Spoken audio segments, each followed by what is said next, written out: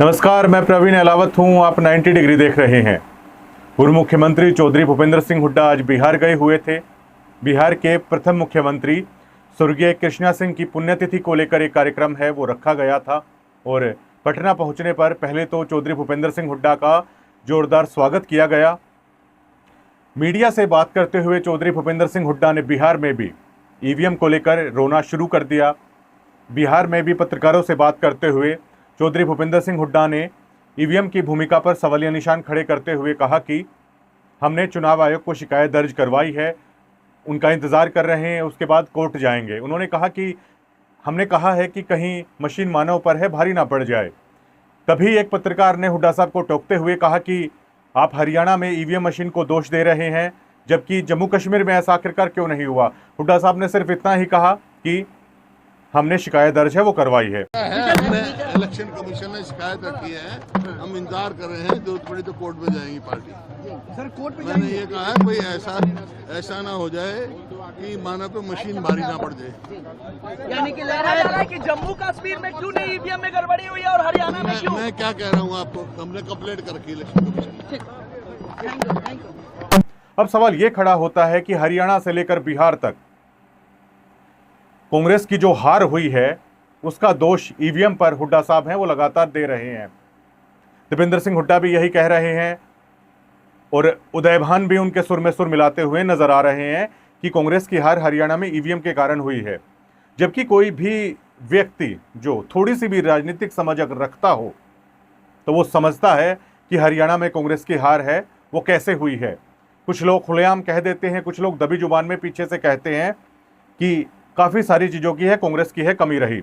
लेकिन साथियों, आज आंकड़ों के सहित आपको बताएंगे कि ईवीएम को दोष देने की बजाय कांग्रेस को अपनी राजनीतिक जो समझ है अगर उसमें बदलाव कर लिया होता, थोड़ा सा भी अगर जो इंडिपेंडेंट्स खड़े हुए हैं उनको मनाने के लिए चले जाते तो कांग्रेस बेहतर स्थिति में है वो हो सकती थी और यकीनन कांग्रेस है हरियाणा में सरकार है वो बनाती। सबसे पहले अगर आप देखिएगा तो पुंडरी सीट की अगर हम बात करें तो बीजेपी के सतपाल हैं जीते, 42,805 वोटें उन्होंने ली। सतपाल भयाना जो इंडिपेंडेंट चुनाव लड़ रहे थे 40,608 और कांग्रेस के सुल्तान 26,341 वोटें हैं उन्होंने हासिल की। अब आप खुद ब खुद अंदाजा लगा लीजिए कि पुंडरी में ईवीएम के कारण हार हुई है या अन्य कारण से है वो हार हुई है। वहीं अगर बल्लभगढ़ की बात करें, मूलचंद शर्मा यहाँ से जीते हैं, प्रयाग शर्मा को टिकट है दी गई है और जो आरोप हैं इस टिकट को लेकर काफ़ी सारे हैं वो चले हुए हैं कि किस आधार पर कांग्रेस की टिकट है वो बल्लभगढ़ में है वो बांटी गई है। शारदा राठौड़ यहाँ पर मजबूत चेहरा थी कांग्रेस का, 44,000 वोटें हैं उनको आई, इंडिपेंडेंट वो खड़ी हुई। प्रयाग शर्मा कांग्रेस की 8,674, मतलब जो मजबूत है उनकी बजाय टिकट और किसी को दे दी गई। तो यहाँ पर आखिरकार है वो कैसे मुकाबले में है कांग्रेस हो सकती थी, जाहिर तौर पर हार हुई। तिगांव से राजेश नागर 94,229 वोट उन्होंने लिया। निर्दलीय ललित नागर 56,828 वोट। वहीं कांग्रेस ने रोहित नागर को टिकट दी 21,656, मतलब कांग्रेस का वोट बैंक है वो बटा, जाहिर तौर पर कांग्रेस की हार हुई। बहादुरगढ़ में अगर देखें तो पहले से ही ये भी हुआ बहादुरगढ़ में तो कि राजेश जी उनको लेकर अलग से सिंपति थी कि पंचायत में है, राजेश जी उनको लेकर हामी भरी थी, पिछले चुनाव में वो बैठ गए थे, लेकिन उसके बावजूद अब की बार उन्हें टिकट है नहीं दी गई। 73,191 वोट उन्हें, बीजेपी दूसरे नंबर पर रही, कांग्रेस 28,955 पर है रही। अगर दोनों ही चेहरे अगर आप देखें तो राजेश जून भी कांग्रेस के ही थे और राजेंद्र जून भी पहले कांग्रेस के ही थे, लेकिन इन्हें हराने के लिए भी हुड्डा साहब और दीपेंद्र हुड्डा है गांवों गांवों की जनसभाएं की, लेकिन फिर भी हाथ कुछ नहीं लगा। राजेश जून चुनाव जीते और चुनाव जीतने के बाद उन्होंने कहा कि बहुत शायद नाइंसाफ़ी है एक तरीके से उनके साथ है वो हुई है, एक तरीके से ये चीज़ कही। बड़ौदा में अगर आप देखें तो कांग्रेस यहाँ पर जीती 5600 वोटों से। भालू हैं इंदुराज नरवाल, भालू वो जीत गए, लेकिन कपूर नरवाल 48,820 वोट। अब बड़ौदा में भी चुनाव जो खिंचा, बड़ौदा में चुनाव खिंचा उसका भी आधार क्या था कि कपूर नरवाल है वो चुनाव है वो लड़ रहे थे, वो भी यही बात कह रहे थे कि मुझसे है वायदा है वो किया गया था। जो चुनाव खिंचा उसका कारण भी कांग्रेस पृष्ठभूमि से ही एक इंडिपेंडेंट है बड़ौदा में चुनाव लड़ रहे थे। उचाना में अगर बात करें तो बीजेपी के देवेंद्र अत्री हैं, जीते हैं यहाँ पर 32 वोटों से वो केवल जीते हैं। जो ब्रजेंद्र सिंह हैं उनको 48,936 वोट मिली हैं और केवल 32 वोटों से यहाँ पर कांग्रेस हारी है। और देखिए वीरेंद्र घोगड़िया कांग्रेस से टिकट मांग रहे थे, 31,456 वोट हैं उन्हें मिले हैं। अब ये देखिए कि कांग्रेस पृष्ठभूमि के ही वीरेंद्र घोगड़िया वहां से इंडिपेंडेंट चुनाव लड़ रहे हैं, उन्होंने 31,456 वोट ली हैं और वहां पर कांग्रेस केवल 32 वोटों से है वो हारी है। तो आप अंदाजा लगा सकते हैं कि इसके पीछे ईवीएम के कारण कांग्रेस की हार हुई है या इंडिपेंडेंट जो खड़े थे उनके कारण ये हार हुई है। और सूत्र ये बता रहे हैं कि अगर वीरेंद्र घोगड़िया को अगर मनाया जाता तो शायद वो मान भी जाते, लेकिन प्रयास ही नहीं किया गया और इसी को लेकर इस चुनाव में ये कहा गया कि अहंकार इस हार की कारण है, वो बना है। अभी आप और सुनिएगा। इसी तरह सफीदों में राम कुमार गौतम है, कांग्रेस के सुभाष गांगुली को हराया 4,000 तकरीबन वोटों से। जसवीर सिंह देशवाल ने 20,114 वोटें हासिल की, इंडिपेंडेंट खड़े हुए थे, कांग्रेस हारी। पानीपत ग्रामीण में इसी तरह महिपाल डांडा, हालांकि जीत का मार्जिन काफी ज्यादा रहा, लेकिन सचिन कुंडू कांग्रेस के और जैन साहब हैं, विजय जैन इंडिपेंडेंट लड़ रहे थे, 43,323। कितना पोलराइजेशन हुआ, कांग्रेस हारी। गोहाना में अरविंद शर्मा यहां से जीते हैं, मिनिस्टर भी उन्हें बनाया गया है। और जब देखिए लगातार गोहाना की जनता ये मांग कर रही थी कि उमरदराज नेता नहीं है, हमें चाहिए, लेकिन फिर भी कांग्रेस ने उम्मीदवारों को जनता पर थोपा। हर्ष शिकारा 14,761 वोट इन्होंने ली, राजवीर सिंह दहिया ने 8,824 वोटें ली। अरविंद शर्मा की जीत का मार्जिन 10,429 वोटों का रहा। अगर इसमें से किसी को भी अगर दीपेंद्र हुड्डा मना पाते तो जाहिर तौर पर कांग्रेस है वो जीतती, लेकिन नहीं हुआ ऐसा।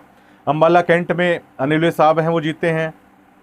चित्रा सरवारा 52,581 वोटों से, उनके पिता हैं, उनको टिकट दी गई कांग्रेस की, लेकिन उनकी बेटी है वो निर्दलीय चुनाव लड़ रही है। अब ये देखिए कि कोई भी एक साधारण से साधारण व्यक्ति है वो ये समझ सकता है कि किस तरह की चीजें हैं वो कांग्रेस में चल रही हैं। पिता कांग्रेस के टिकट पर चुनाव लड़ रहे हैं, जबकि बेटी है कांग्रेस उम्मीदवार के खिलाफ ही चुनाव लड़ रही हैं। हालांकि वो मजबूत हैं, लेकिन कम से कम फिर टिकट उन्हें दे देनी चाहिए थी। कांग्रेस के उम्मीदवार ने यहां से 14,469 वोटें हैं हासिल की। अगर ऐसा नहीं होता जाहिर तौर पर अनिल विज हैं यहां पर हार सकते थे, और बीजेपी का कितना बड़ा चेहरा है अगर कांग्रेस यहां से जीतती तो। इसी तरह समालका से मनमोहन भडाना है वो जीते हैं, जो धर्म सिंह छोकर हैं वो हारे। रविंद्र माछरोली यहां भी खड़े हुए थे, 21,132 वोटें हैं उन्होंने हासिल की, 19,000 से कांग्रेस यहां पर हारी। महेंद्रगढ़ में रावदान सिंह 2600 वोटों से हारे, यहां भी इंडिपेंडेंट संदीप सिंह थे, 28,834 वोटें हैं उन्होंने हासिल की। खरकोदा में जयवीर वाल्मीकि हैं, उनको ये कहा गया कि ये यहाँ के कैंडिडेट कहाँ हैं, ये तो भैया बंबई से आते हैं। बार बार दीपेंद्र हुड्डा के सामने मांग रखी गई, लेकिन नहीं, ना किसी सर्वे रिपोर्ट को शायद लोगों की जो आम जन भावना थी उसका बिल्कुल भी ध्यान है नहीं रखा गया।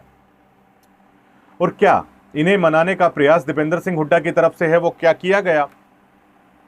जिस ईवीएम पर आज दोष दे रही है कांग्रेस पार्टी, उसकी बजाय अगर अपनी राजनीतिक सूझबूझ से जो इंडिपेंडेंट हैं उन्हें अगर बैठा लिया जाता, या पहले भी जो ग्राउंड पर जो चेहरे मौजूद थे, जनता चाहती थी कि जिनको बदला जाए उनको बदलकर है अगर टिकट दी जाती, तो जाहिर तौर पर हरियाणा कांग्रेस में है, कांग्रेस है वो हरियाणा में सरकार बनाने वाली थी। बीजेपी ने कई चेहरों के साथ ऐसा किया। कविता जैन है उनको मनाया गया, रामविलास शर्मा इतने सीनियर नेता थे उन तक को है बीजेपी ने है मना लिया, लेकिन कांग्रेस ने कोई प्रयास तक है वो नहीं किया है। अब ईवीएम पर दोष है वो लगातार दे रहे हैं, ना संगठन उन्होंने बनाया।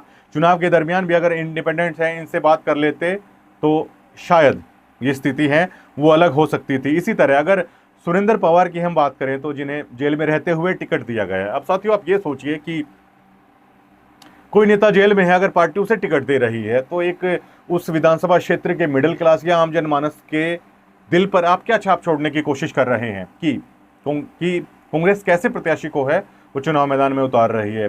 निखिल मदान बीजेपी में गए चुनाव से कुछ समय पहले, बीजेपी ने टिकट दिया, वो जीते, और दीपेंद्र सिंह हुड्डा के साथ एक बड़ा चेहरा थे, युवा चेहरा थे, अगर साथ रखते, अगर उन्हें मौका देते तो लंबी राजनीति है होती और कांग्रेस को भी फायदा होता। लेकिन निखिल मदान कांग्रेस छोड़कर जाते हैं और उन्हें जाने दिया जाता है और वो कांग्रेस के प्रत्याशी को वहां पर है हरा देते हैं।